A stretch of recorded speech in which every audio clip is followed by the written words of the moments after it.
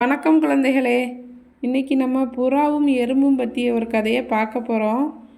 இது வரைக்கும் நம்ம சேனலை சப்ஸ்கிரைப் பண்ணலைன்னா சப்ஸ்கிரைப் பண்ணிவிட்டு கதையை முழுசாக பாருங்கள்.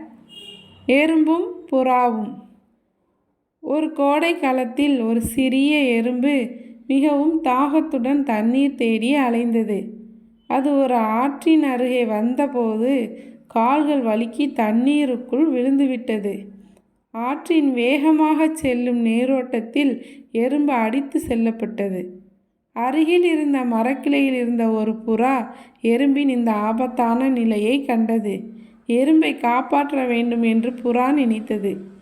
உடனே அது மரத்திலிருந்து ஒரு இலையை கொத்தி எறும்பு அடித்து செல்லப்பட்ட இடத்திற்கு அருகில் தண்ணீரில் போட்டது.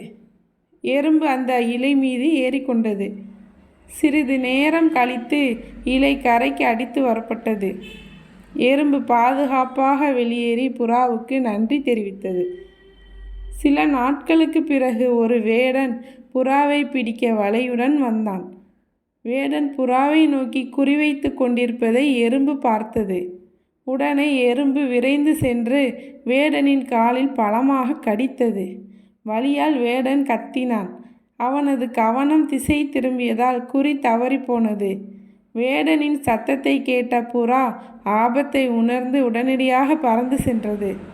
அந்த நாள் முதல் புறாவும் எறும்பும் நல்ல நண்பர்களாக இருந்தன. கதையின் நீதி: நல்லதை செய்தால் அது நமக்கு மீண்டும் திரும்ப கிடைக்கும். சிறு உதவி கூட பெரிய அளவில் பயனுள்ளதாக இருக்கும். குழந்தைகளே, இந்த கதை உங்களுக்கு பிடித்திருந்தால் லைக் பண்ணுங்கள், ஷேர் பண்ணுங்கள், மறக்காமல் சேனலை சப்ஸ்கிரைப் பண்ணுங்கள்.